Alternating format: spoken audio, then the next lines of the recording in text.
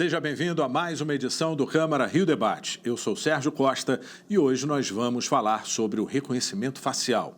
A nova tecnologia, segundo a polícia, é capaz de identificar foragidos da justiça. Mas o tema é polêmico e já existem discussões éticas sobre o reconhecimento facial. Para falar sobre o tema, eu recebo 3 convidados no programa de hoje.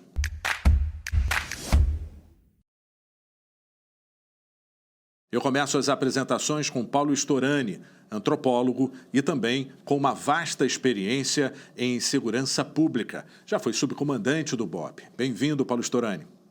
Agradeço o convite, espero aqui poder contribuir para elucidar algumas dúvidas e fortalecer alguns princípios já consolidados.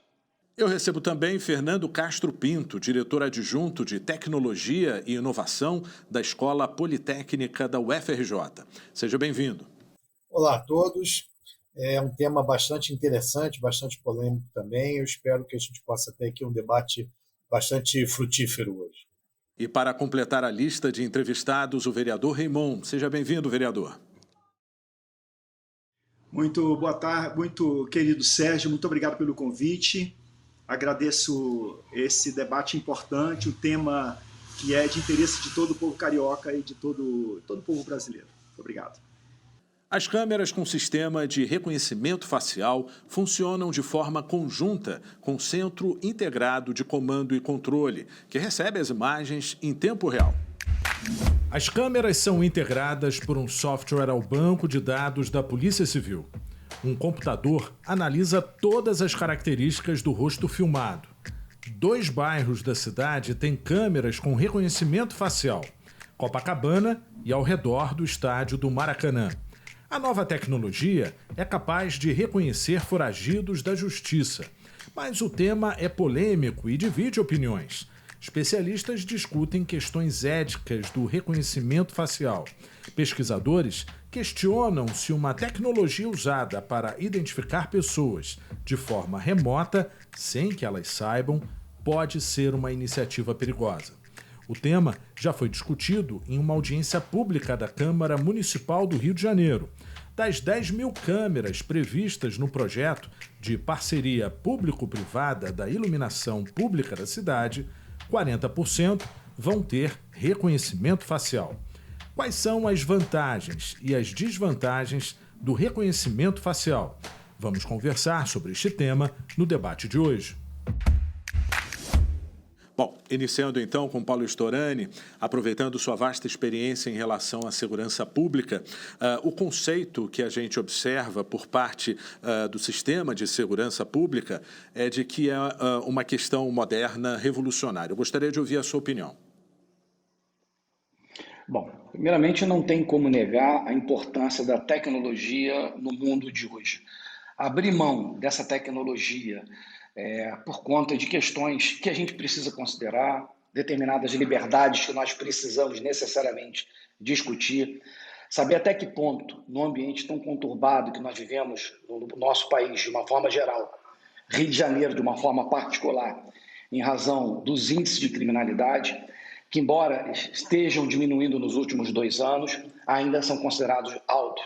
E como uma tecnologia como essa poderia contribuir de uma forma significativa para identificar criminosos já reconhecidos, porque a identificação facial seria a partir de um banco de dados de criminosos que já cometeram delitos, ou que estão foragidos, ou que estão mesmo numa condição, num regime semiaberto, ou mesmo aberto, mas que estavam naquela determinada circunstância, naquele horário, quando aconteceu um determinado crime. Isso iria facilitar, sem dúvida nenhuma, a investigação policial.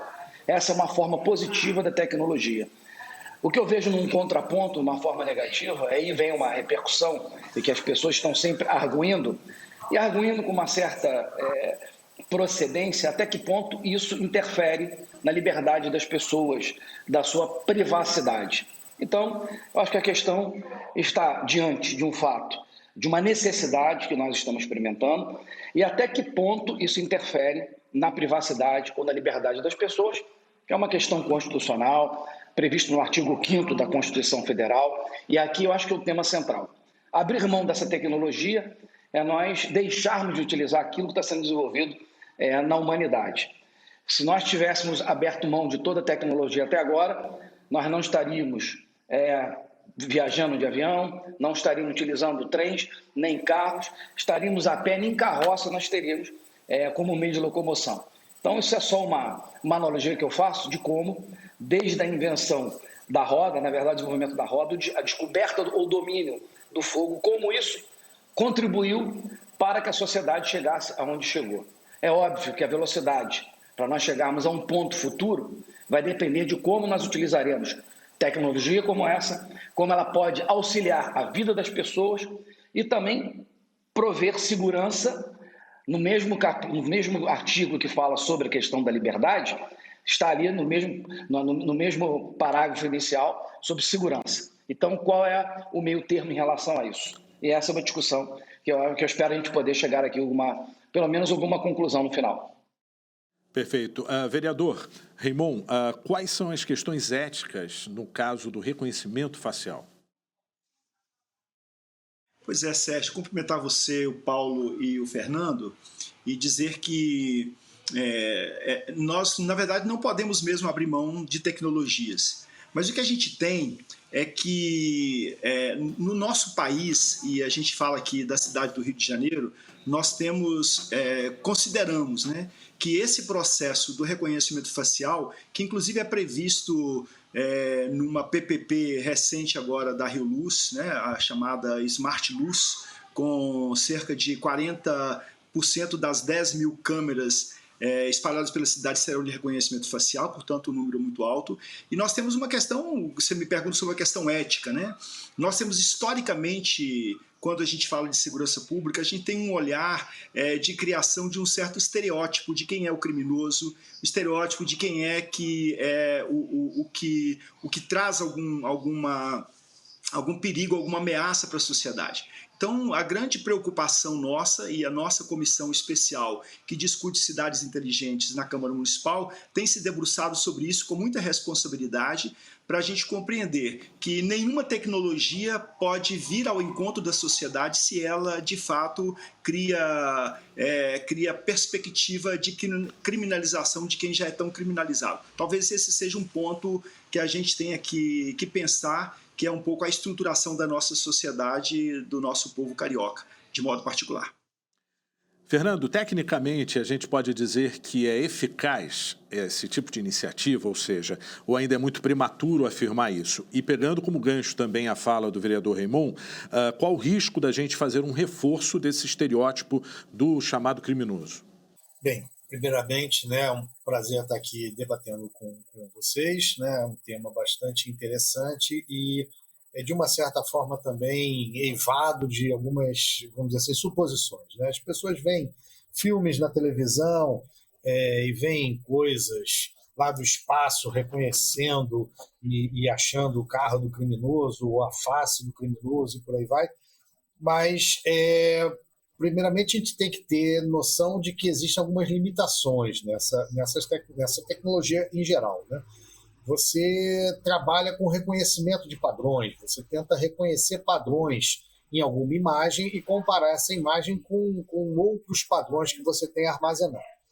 Além disso, você também tem que ver a própria resolução da imagem. No início do programa foram passadas algumas situações, algumas imagens. Então, por exemplo, tem uma imagem de uma rua com vários carros estacionados. O carro estava estacionado lá ao longe, ao fundo. Eu duvido que a partir daquela imagem você conseguisse, por exemplo, pegar a placa do veículo, né? Porque onde a informação ela não existe, porque a resolução da câmera não foi capaz de captar, você não consegue criá-la. Ou se você criá-la, você vai estar partindo de certas inferências que podem não ser realidade. Então, a tecnologia tem um certo limite. Agora, é claro que eu estou falando de 2021. Rapidamente as câmeras melhoram, rapidamente você consegue armazenar mais informações, rapidamente você vai conseguir ter tecnologia para pesquisar essas informações mais rapidamente, e se hoje isso não é uma realidade, em breve poderá ser. Então, acho que é muito oportuno ou muito oportuna a discussão antes que exista um fato consumado. Logicamente, existe um lado da segurança pública que seria muito bem visto por boa parte da sociedade. Por outro lado, a questão das liberdades individuais ela é muito importante também. A gente tem visto uma crescente voracidade em cima de dados pessoais de diversas maneiras, através de celular, enfim. E isso precisa, de alguma forma, ser balizado, e balizado pela legislação. A legislação, como o vereador Raymond já colocou, é um reflexo da postura da sociedade. A sociedade tem que opinar o que ela deseja. Paulo Storani, ou seja, essa discussão da chamada privacidade é muito mais ampla do que a gente imagina, né? A gente vê aí vários exemplos pontuados pelo Fernando. Agora, esse reconhecimento de padrões, ele pode ser perigoso? Como você mesmo disse na sua primeira resposta, como não abrir mão dessa tecnologia e respeitar a privacidade? Eu vou mais à frente. Você conhece algum exemplo de outro país que deu certo? Bom, nós estamos falando principalmente de países que são alvos de ataques terroristas, que existe um banco de dados dos terroristas já conhecidos, que foram levantados por sistema de inteligência de determinados países, desses mesmos países, ou um banco de dados internacionais, porque as agências de inteligência elas se intercambiam informações, e em determinadas circunstâncias, quando aquele perfil, aqueles traços são identificados por uma câmera em determinado local, que é um local sensível a um ataque de natureza terrorista, sem dúvida nenhuma, nós podemos evitar aí a morte de dezenas de pessoas e milhares, como já aconteceu no mundo. Tá? E fatos que nós estamos convivendo até hoje com um trauma de ataques como esse. Uma coisa que é importante também se observar é que o reconhecimento facial, em termos públicos, em termos de segurança pública, eu trago aqui para o meu campo de trabalho, que eu trabalho com isso há 38 anos, ele não tem assim um valor absoluto. Ou seja, identificou um A, B ou C, isso vai ser determinado para que ele seja detido, a não ser que ele esteja foragido. Então, se houve algum crime naquele local e se foi identificado alguma pessoa que tem um passado criminoso, ou que já tenha cumprido alguma pena, enfim, ele serve como um elemento que vai ajudar, vai auxiliar a investigação para saber que aquele indivíduo naquele horário estava próximo ao local de crime. Estou trazendo aqui um exemplo para nós tomarmos muito cuidado para não jogarmos fora uma tecnologia que pode, sim, ajudar e muito a investigação policial.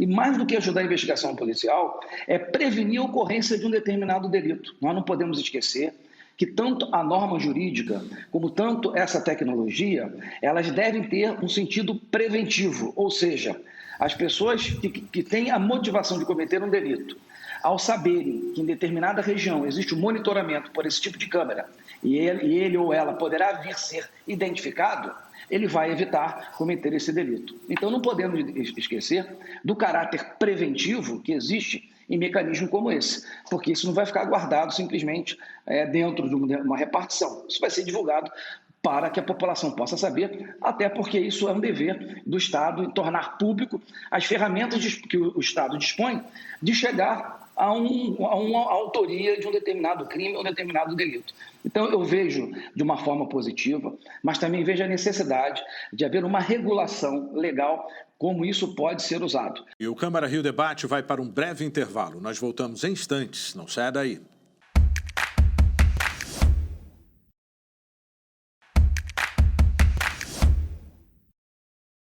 O Câmara Rio Debate está de volta hoje falando sobre o reconhecimento facial. Vereador Raymond, no bloco anterior, o Paulo Storani tinha pontuado a questão da forma preventiva, ou seja, não ter valor absoluto. Nós já tivemos uma experiência, né, na questão do carnaval, o último que nós tivemos antes da pandemia, com algumas prisões. Eu queria que o senhor trouxesse alguns dados e falasse da sua preocupação em relação ao tema.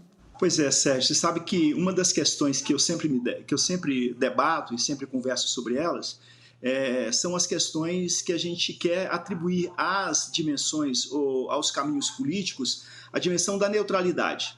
Não há neutralidade. Nós vivemos numa sociedade de vigilância permanente, numa sociedade em que o controle se dá, o Paulo lembrava aí agora de como que os controles feitos pelos equipamentos telefônicos se dão, e é verdade, Mas quando nós falamos de câmeras de reconhecimento facial, a gente pode trazer alguns elementos, né? Quando a gente fala das prisões do Carnaval, ou quando falamos de outras prisões, nós temos que chegar à conclusão de que há uma seletividade, seja nas polícias, seja na justiça brasileira.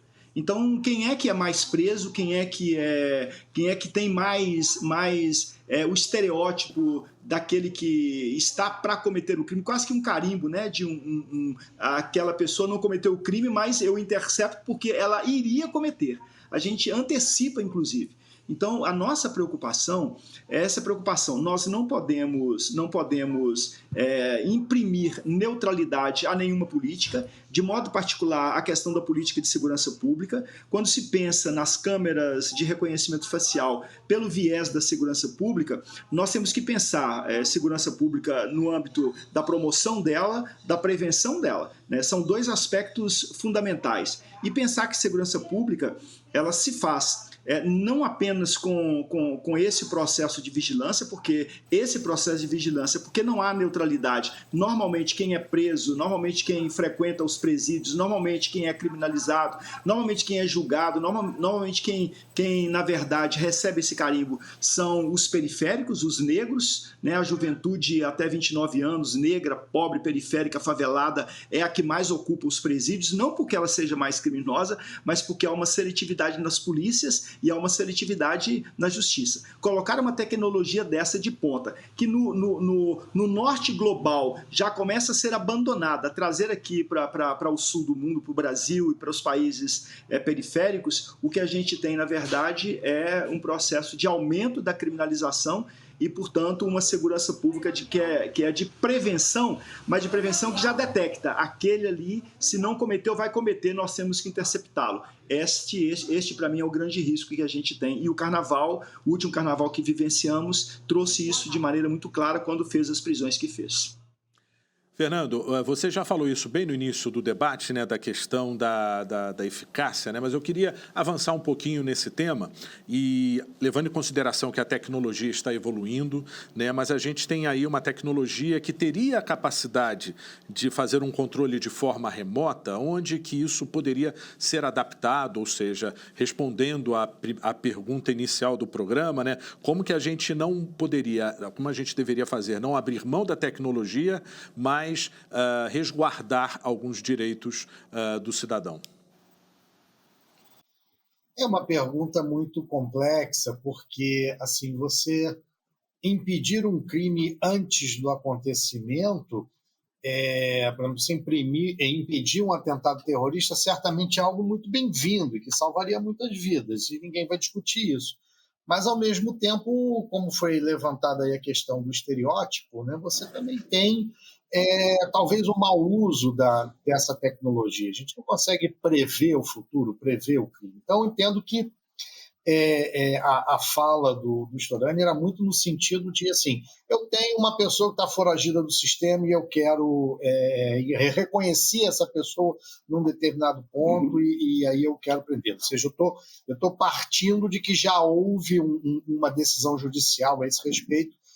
Isso pode ser muito bem-vindo. Agora, por ser tecnologia, né, isso vai demandar um investimento de computadores, câmeras, etc., algoritmos, e no final, toda essa tecnologia vai esbarrar no ser humano.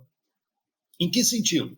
Ora, eu tenho uma câmera, eu tenho algumas câmeras de vigilância na minha casa. Recentemente roubaram uma bicicleta e eu tenho a fotografia do sujeito.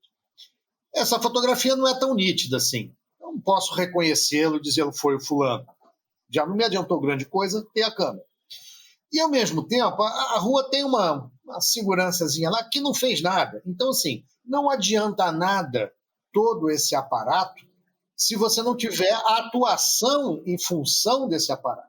E isso é um outro aspecto que talvez possa levar até uma sobrecarga do próprio aparato policial, no sentido de que eu vou gerar tanta informação e tanta demanda que aí ele começa a não ser eficiente no cumprimento dessa demanda, e aí aquele pressuposto muito importante que foi colocado também, de que o fato de existir um monitoramento possa vir a coibir a prática do crime, no momento que você repara, não coíbe nada, estão me filmando aqui, mas não está dando em coisa nenhuma, eu pratico o crime e fica por isso mesmo, eu dou tchauzinho para a câmera. Ou seja, não é só um aspecto de tecnologia, mas é um aspecto de gerenciamento. E aí que também a prevenção, talvez a questão aí de um policiamento mais ostensivo, né? de uma presença talvez mais articulada do poder público com relação a isso, pudesse, de fato, coibir o crime. Paulo Storani, como o Fernando pontuou, é uma questão de gerenciamento, né? Mas nós não temos ainda nenhuma regulamentação. Quando não tem uma regulamentação, é lógico que o tema é muito novo, né? Mas se não está proibido é porque está permitido, né? Então, os rostos mudam, né? Como é que você conseguiria ver o futuro do reconhecimento facial? Ou melhor, a adaptação à nossa realidade brasileira? Bom, eu queria trazer aqui um ponto anterior da palavra do nosso vereador. Eu preciso distinguir duas coisas aqui. Uma coisa é o monitoramento de área, a outra coisa é o reconhecimento facial. Tá? O que aconteceu no Carnaval foi um monitoramento feito, onde foi identificado pessoas cometendo crimes. Identificadas essas pessoas suspeitas, elas foram identificadas e presas posteriormente, independente de cor, sexo, condição social. Foi constatado esse fato pela câmera e a polícia, por conta desta ferramenta tecnológica, conseguiu chegar na autoria. E o ambiente ali é o que foi identificado. A questão da identificação facial é quando você tem um banco de dados com fotografias daqueles criminosos que estão foragidos ou que já cometeram crime e estão até em liberdade, são identificados em determinada área. Se está foragido, uma mobilização, sim, de um aparato policial para que possa haver uma perseguição, identificação, prisão do foragido. Se for alguém que tem um perfil, que já cometeu delito, até tenha pago a sua pena, mas ele continua ainda no banco de dados, então apenas uma atenção sobre a presença dele em determinadas circunstâncias. E se houver alguma coisa, sim, sem dúvida nenhuma, em razão de uma vida pregressa de determinado indivíduo, ele poderá ser identificado posteriormente ou fazer parte de um inquérito aberto para apurar a responsabilidade.